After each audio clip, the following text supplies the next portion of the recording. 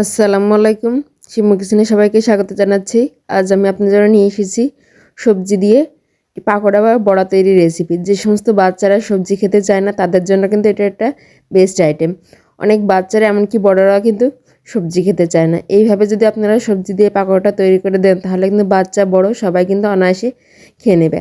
এটা খেতেও কিন্তু অনেকটা মুখরোচক। এর জন্য এখানে আমি নিয়ে নিয়েছি পালং শাক এবং কলমি শাক। এইগুলোকে আমি ছোটো ছোটো করে কুচি করে কেটে নেব। আমি ছুরির সাহায্যে একদম মিহি করে কুচি করে কেটে নিচ্ছি। আপনারা চেষ্টা করবেন ছুরি অথবা বটিতে একদম মিহি করে কুচি করে কেটে নেওয়ার জন্য। দেখুন আমি এটা ঠিক কীভাবে কেটে নিচ্ছি। এইভাবে আমি কলমি শাক এবং পালং শাকটা ভালো করে মিহি করে কুচি করে কেটে নিয়েছি। এবার এর মধ্যে আমি দিয়ে দেব পেঁয়াজ কুচি। এখানে আমি হাফ কাপের মতো পেঁয়াজ কুচি দিয়ে দিলাম। আর দিয়ে দিচ্ছি 1 চা চামচ মিহি করে কুচানো রসুন। আর দিয়ে দিচ্ছি কাঁচামরিচ। এখানে ঝালটা আপনারা আপনাদের পছন্দ অনুযায়ী দেবেন। বাচ্চারা খেলে ঝালটা একটু কম দেবেন। আর দিয়ে দিচ্ছি ফ্রেশ ধনেপাতা কুচি, স্বাদ অনুযায়ী লবণ। এবার দিয়ে দিচ্ছি সামান্য হলুদ গুঁড়ো। আর দিচ্ছি ধনে গুঁড়ো, সামান্য জিরে গুঁড়ো, আর একটুখানি লাল মরিচের গুঁড়ো। এবার দিয়ে দিচ্ছি 1/3 কাপ বেসন। আর এই নাস্তাটা যাতে ক্রিস্পি হয় এর জন্য দিয়ে দিচ্ছি 1/3 কাপ চালের গুঁড়া। আপনারা এখানে চালের গুঁড়ার পরিবর্তে চাইলে কর্নফ্লাওয়ার ইউজ করতে পারেন। এবার এই সমস্ত উপকরণগুলো আমি হাত দিয়ে একটু ভালোভাবে চেপে চেপে মিশিয়ে নেব যতক্ষণ এটা একটু সফট হয়ে যায়। প্রথমে পানি দেবেন না, আগে একটু শুকনোটাই হাত দিয়ে একটু চেপে চেপে মিক্স করে নেবেন।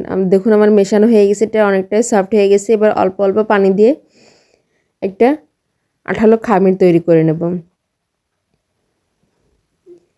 আমি অল্প অল্প করে পানি দিয়ে এটাকে হাত দিয়ে মেখে নিচ্ছি। এই পর্যায়ে আমার মনে হচ্ছে এখানে আর একটুখানি বেসনের প্রয়োজন, তাই এখানে আমি 2 টেবিল চামচ পরিমাণ বেসন দিয়ে দিচ্ছি। আমি বেসনটা দিয়ে আবারও ভালোভাবে মেখে নিচ্ছি। আর পানি লাগলে সামান্য একটু পানি দিয়ে নিতে পারেন। দেখুন আমার মাখানো হয়ে গেছে। এবার এটা আমরা তেলে ভেজে নেব। এর জন্য এখানে আমি কড়াইতে তেল বসিয়ে দিয়েছি। আমার তেলটাও গরম হয়ে গেছে। এবার আমি পাকোড়াগুলো এর মধ্যে দিয়ে দেবো। আমি হাত দিয়ে গোল গোল শেপ করে দিয়ে দিচ্ছি। আপনারা চাইলে লম্বা অথবা চ্যাপ্টা শেপ দিয়েও এটা দিতে পারেন। এই পর্যায়ে চুলার আঁচটা মিডিয়ামে রাখতে হবে, তা নাহলে উপরটা দ্রুত ক্রিস্পি হয়ে যাবে কিন্তু ভিতরটা কাঁচা থেকে যাবে। মিডিয়াম হিটে এটাকে অনবরত নেড়ে চেড়ে ভাজতে হবে। আমি সবগুলো পাকোড়া দিয়ে দিয়েছি। এবার এটাকে আমি খুন্তির সাহায্যে নেড়ে দেব।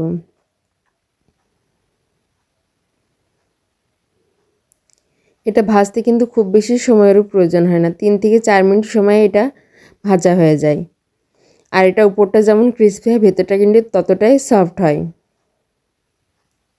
এটা আপনারা বাচ্চাদের স্কুলের টিফিনেও দিতে পারেন, এমনকি সন্ধ্যার নাস্তা হিসেবে এটা ব্যবহার করতে পারেন।